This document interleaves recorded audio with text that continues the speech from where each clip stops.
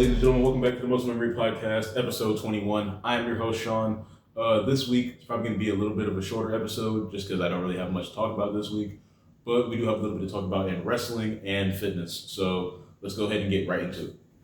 For starters, I'll just kick it off with the fitness side of things. I've been doing a new split because I've been working out with one of my friends recently, and I'm not used to it, but I'm not gonna say it's a bad split because it has worked, and I've been enjoying the workouts. They've been good lifts.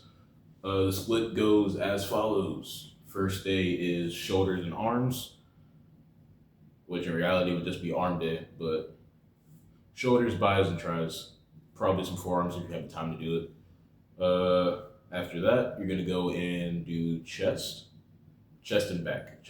So from how I'm looking at it, it's kind of like bro split, so where like it's days dedicated to very specific things, like or just like a lump sum of everything.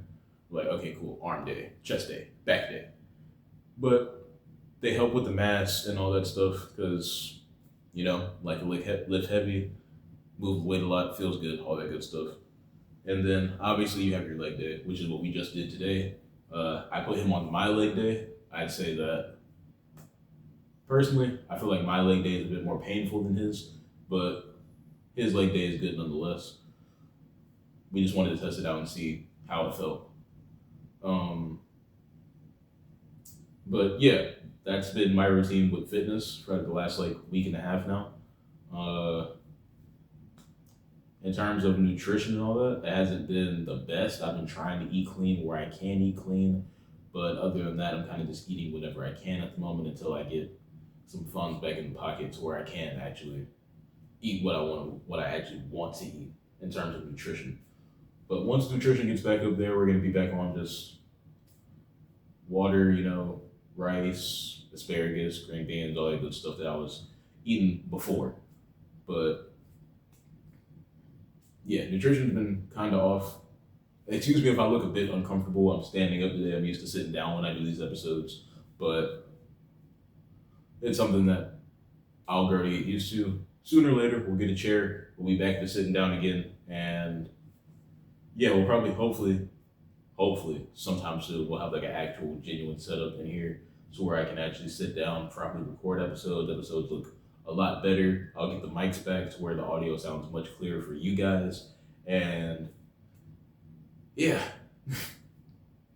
if I see him off, it's just because I've been doing a lot to try to build myself back up since I moved, and I've had a lot on my mind. So yeah, that's that. So excuse me if I seem like I'm not as locked in on the podcast as I usually am.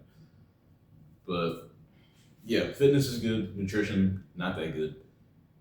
But that's about all I got for that. So let's get right into wrestling. So for starters, I've seen that there's going to be a fatal four-way for the World Heavyweight Championship between Seth Rollins, who's the champion, CM Punk, who just lost the championship to Seth Rollins after the cash-in, LA Knight, and Jey Uso. So I don't know why we didn't just give Punk his one-on-one rematch. Jey Uso, I don't know why he's still in the contention for that championship right now. Like I've said in previous episodes, I'd much rather he just go back and being a tag team wrestler with his brother, and they can finish off their career as tag team wrestlers together. I know they still have a couple more years left in the business, but I'd much rather just see them both as tag team wrestlers right now.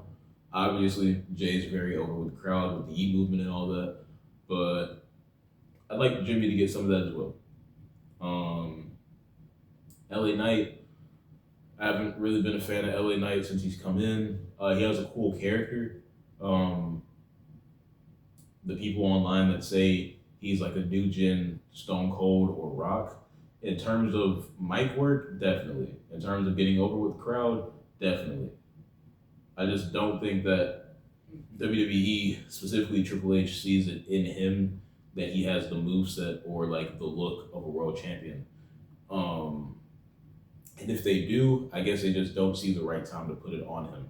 I don't know if this is like for them to give us another tease that maybe LA Knight could be in line for it, but they did that a while ago with Roman, and we saw how that went. Nothing really happened after that. So I don't really know where we're going to go from there.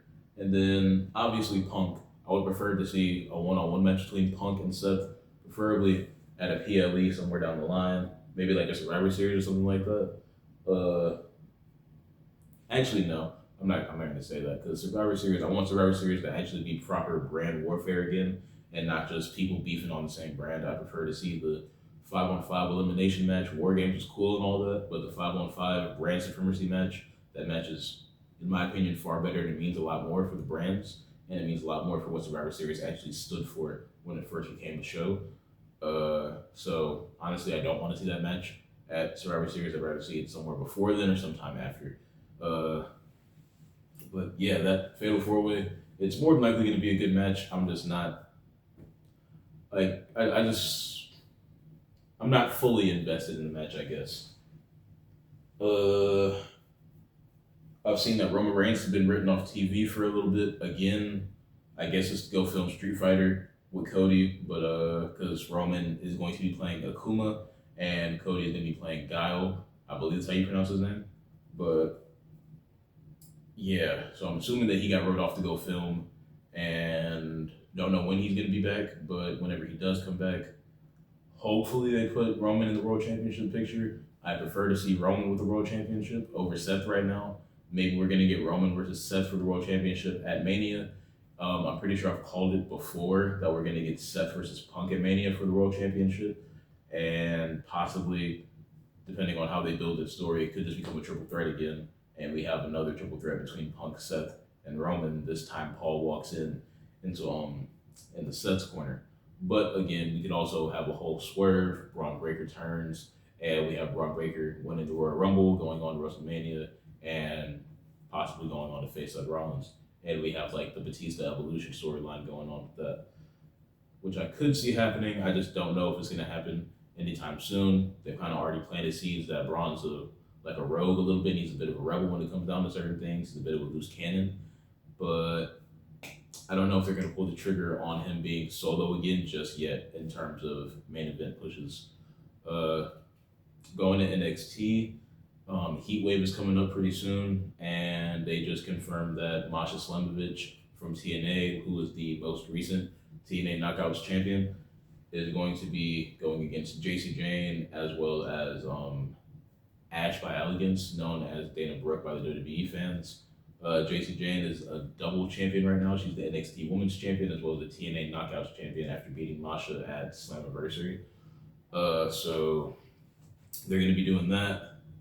I believe we're going to get Moose versus Trick Williams at Emergence. If not, that's going to be somewhere else. But I'm pretty sure it's going to be at Emergence. Sami Callihan versus Mike Santana is going to be at Emergence as well. That match is supposedly, storyline-wise, supposed to be Sami Callihan's farewell if he does not win that match. But everybody in the back has kind of been like cutting promos towards him, telling him that he needs to like summon something inside of him to be that better part of himself, to actually keep himself in there. Or if it is his last match, he goes out with a bang and actually wins the match. So hopefully Sami doesn't retire. I was cool with Sami wrestling. I didn't have a problem with it. But if he's just going to go to the back and be a producer, I have no problem with that. He has a great mind for the business. He has a great mind for the talent. He knows what it's like to be the talent because obviously he's been wrestling for as long as he has. So if it is Sami's last match, farewell, Sami. Thank you for everything you put to the business. We love you. I don't think there's anything else that I know so far about TNA. We're going to go over to AEW now. From all that I know, we have Team AEW versus the Death Riders in a lights out steel cage match at Forbidden Door. I'm pretty sure we're going to be getting Kyle Fletcher versus Hiromu Takahashi. I'm pretty sure that's his last name. I'm pretty sure Hiromu's last name is Takahashi. I have to look it up again, but Kyle Fletcher versus Hiromu versus for the TNT Championship at Forbidden Door. I can't think of any other. Oh, we're getting Max versus Hangman for the AEW World Championship. Hangman has tricked Max into executing his contract because he wanted a security policy and he wanted to like cash it in at a certain time to kind of be a prick about it. And Hangman kind of goaded him into doing it and actually cashing in them. So the contract is being executed at Forbidden Door. We're going to be getting Toni Storm versus Mercedes. No, not Toni Storm. Toni Storm versus Athena at Forbidden Door as well.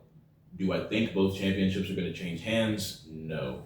Do I think Athena is walking out with the Women's World Championship? Yes, I do. I think Athena is going to win, Max is going to lose, and we might not see Max for a good little bit. I think this is a way for Max to get off of TV and just rejuvenate his character a little bit, or just sit in the CMLL where he is the current light heavyweight world champion, if not the actual world heavyweight champion. I don't remember which one he actually is, but he is a heavyweight champion over there. I just don't know which one. This could be a way for him to just go to CMLL or a couple matches over there, do a quick tour in Mexico or in Japan or something like that, and then come back to AEW when his character is all nice and hot again over there across the world. But yeah, I look forward to Athena winning the world championship. If Max wins, cool. If he doesn't win, cool. I have no issue with Hangman being world champion right now. I like all people that are involved in those matches right now, so I have no issue with it. SmackDown is tonight. I might be making some clips regarding what happened on SmackDown over the weekend and leading up to the next episode of the podcast, but until then, I have nothing to say about SmackDown in terms of what happens tonight, because I don't know what's going on tonight. I don't know the card or anything of that. In terms of the Jacob Fatu Solo Sikoa storyline, I'm kind of over it now, unless they're going to bring somebody in for Jimmy. I know they're not going to bring Jay into SmackDown, hence why I'm saying they need a draft. Or if Zilla Fatu is to lose his rematch against Bully Ray at HOG, sometime in August, sometime this month. I'm pretty sure it's towards the end of the month. But if he's to lose that match against Bully Ray, bring Zilla Fatu in. So we have Zilla Fatu, Jimmy, and Jacob going against Solo, Tongaloa, and Hikuleo. Because Jeff Cobb being there, he's not blood. Hikuleo is blood. He's actually part Samoan. He's Tama Tonga and Tongaloa's younger brother. So I'm cool with him being there. I don't know why Jeff Cobb got thrown into that. I guess they just said, you're an Islander, you're just like them, put him with them, you'll be fine. It's kind of stupid, but it is what it is. Whenever Tama Tonga comes back, hopefully he joins Jacob Fatu. Hopefully his recovery is going well. But yeah. Oh, Drew McIntyre beat the crap out of Cody Rhodes, and I'm pretty sure has stake and claim to Cody and the World Championship, the WWE Championship, which I'm pretty sure I talked about last week. But him doing that, I'm pretty sure we're confirmed for Clash at the Castle, or Clash of Berlin, whatever they changed the name to, or Clash in Paris, wherever they're going. Pretty sure it's Clash in Paris this year. Hopefully this is a Drew McIntyre championship win. I'm tired of seeing Cody with the championship. I didn't want him to beat Cena. I had no intentions of seeing Cody with a championship unless Cody was going to turn heel. Cody did not turn heel, and he still beat Cena, so I have no care for this title run whatsoever. And that's not me being a Cody hater. That's just me knowing that Cody's better as a heel than he is as a face. Yes, he's over with the crowd, but I feel like his work as a character has always been better when he's a heel. Go look at the dashing days, go look at the undashing days, go look at the days when he was in Legacy. He was kind of still green at that point. Maybe don't look at that. But dashing, undashing, and then when he left and became the American Nightmare on the Indies, he was a heel with that character at first. When he was in Bullet Club, all that good stuff. ROH, New Japan, when AEW first started, he was in Impact for a little bit. Cody was running the circuit, and he did great as a heel. I have no issues with him as a heel. I prefer him as a heel more than a babyface. His promos are much better as a heel too. He sounds more natural. But yeah, until Cody flips that switch, I don't really want to see him with a championship anymore. So if Drew takes the belt off of him in Clash of Paris, then so be it. I have no issue with it. Good job, Drew. And it's been a minute since we had a heel champion on SmackDown. We haven't had a heel champion on SmackDown consistently that wasn't Cena, because Cena was kind of a tweener since Roman. I'm pretty sure Roman was the last heel champion, because it was Roman, then Cody, then Cena, then Cody. So yeah, Roman was the last heel champion. Like, that was a genuine heel, wasn't a tweener, wasn't having second thoughts, anything like that. But yeah, that's my thought on that. In terms of the women's division, who's next for Tiffany, don't know yet. Hopefully, sometime down the line, we get Julia to be in the women's world championship picture as well as Stephanie Becker. I'm pretty sure Stephanie Becker winning that battle royal at Evolution meant that she had a championship match at Clash of Paris. If that's the case, I look forward to Stephanie Becker being the new women's world champion.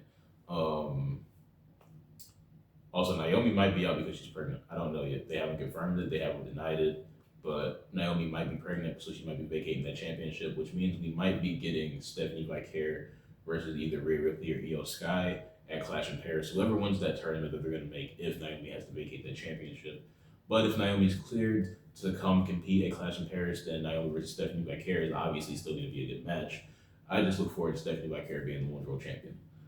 But back to SmackDown, Tiffany, I don't know who they're gonna give her right now, but hopefully it's someone that's actually like viable, which is why I'm saying let her keep the belt until Julia loses the United States Championship, and then with her and Kiana James, have her advocate for Julia to be put in the main card title division, have her beat Tiffany for the belt, and then let Julia have a pretty long reign with that championship. I feel like Julia could go on a little run of terror with that championship, and nobody would mind. I wouldn't mind, but yeah, that's how I feel about that.